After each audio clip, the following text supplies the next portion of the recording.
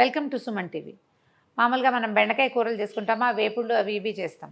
Last time ఒక video చేసాం మనం, పూర్తి బెండకాయతోటి మసాలా ఫ్రై. ఇవాళ వామ్ బెండకాయ చేసుకుందాం, భలే బాగుంటుంది. పిల్లలకి కొంతమందికి పూర్తి బెండకాయలు ఇష్టం. మా చిన్నబ్బాయి చిన్న బెండకాయ కనపడగానే ఫుల్ బెండకాయ కూర చేయమంటాడు.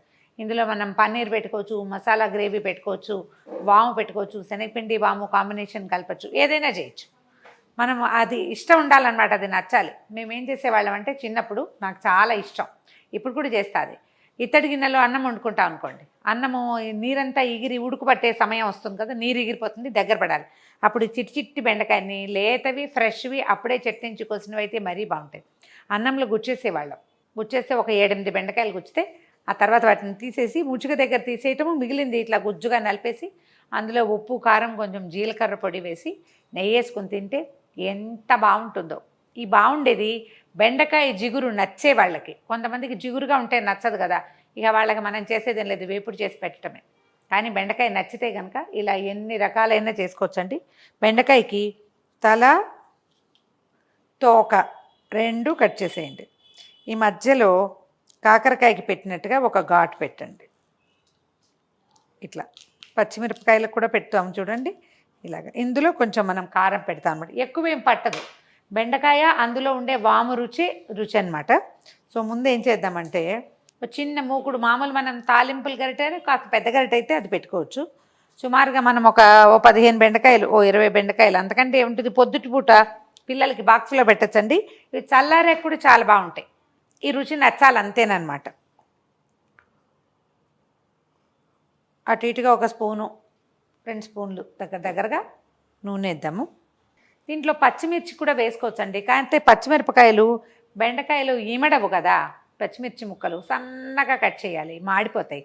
అలా కాకుండా ఉప్పు కారం వేసుకున్నా కూడా బాగుంటుంది. కాస్త కొత్తిమీర మాత్రం వేస్తాము. 1 స్పూన్ వామ్ వేయండి. కొద్దిగా దీన్ని వేగనిద్దాం. వేగాక ఈ వాముకి 2 స్పూన్ల అటు ఇటుగా కొంచెం పెద్ద స్పూను శనగపిండి వేసుకోవాలి.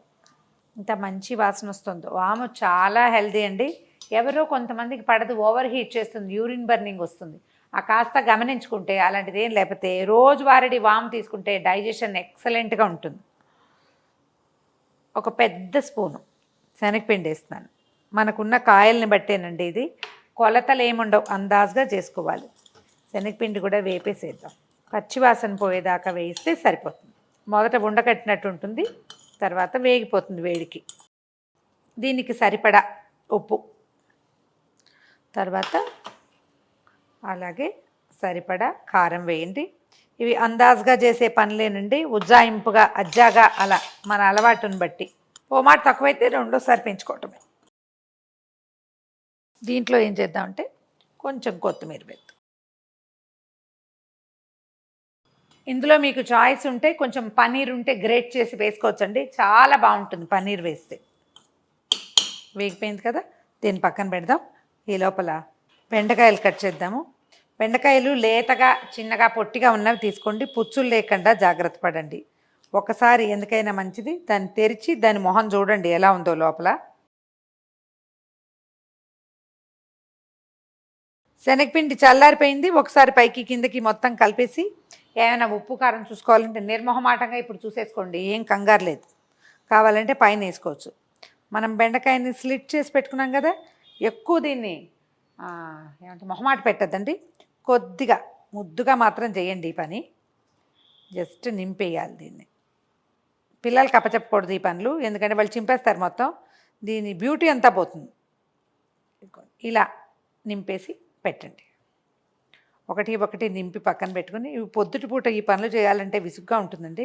నేనేం చేస్తున్నానంటే బెండకాయ ఇప్పుడు మానేశానండి ఈ పనులు. మా అబ్బాయి పెద్దవాడు అయిపోయాక వాడు స్కూల్ డేస్ అంతా ఇవే పని. ఎప్పుడు బెండకాయలు రాత్రి కడిగేసి తుడిచేసి తలా తోక కట్ చేసేసి ఘాటు పెట్టి పక్కన పెట్టుకుంటే, పొద్దున్నే ఏదో ఒక పిండి అందులో కూరేయటం, గబగబా వేయించేసేయటం.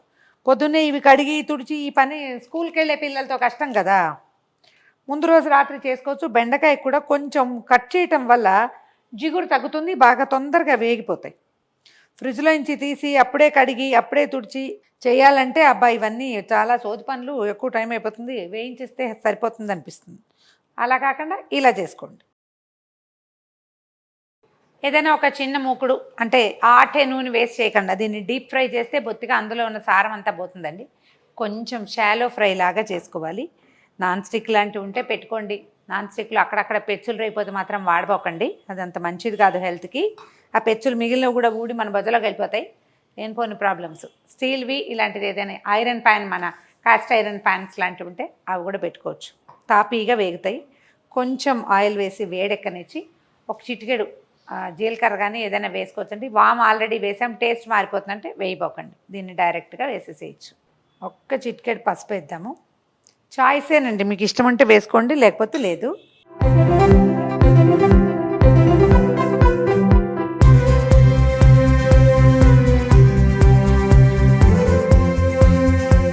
ఓ వైపు వేగినాయి అనిపించాక మెల్లిగా అప్ సైడ్ డౌన్ చేయండి, పక్కకి తిప్పితే రెండో పక్కన కూడా వేగిపోతాయి, తినడానికి మాకు బాగుంటుంది. అకేషనల్గా కలపండి, చెక్కచెక్కలాడిస్తే వేసి పెట్టిన కారం అంతా నూనెలోకి వెళ్ళిపోతుంది.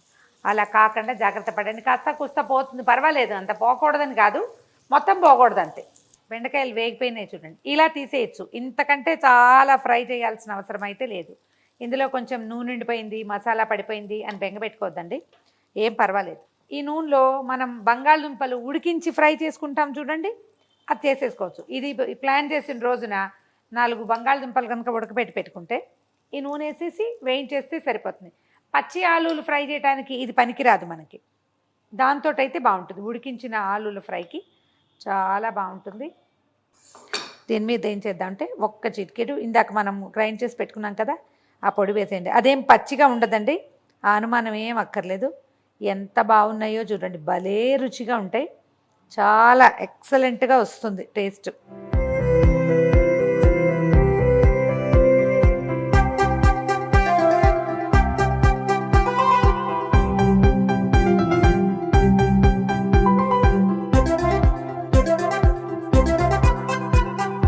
బెండకాయ వామ్ కారంతో ట్రై చేసి చూడండి. నేను కొద్దిగా 15 కాయలే చేశాను, ఇలాగే చేసుకోవచ్చు. మనం 1 కేజీ కాయలు కూడా కాస్త పెద్ద ముక్కుడు పెట్టుకోవటము, వేయించేసుకోవడమే. ఇంకో మనిషి సహాయం ఉంటే కొంచెం పార్టీస్లో కూడా చేసుకోవచ్చు. ఇదిగోండి, ఇలా బెండకాయ తింటే ఎక్సలెంట్గా ఉంటుంది.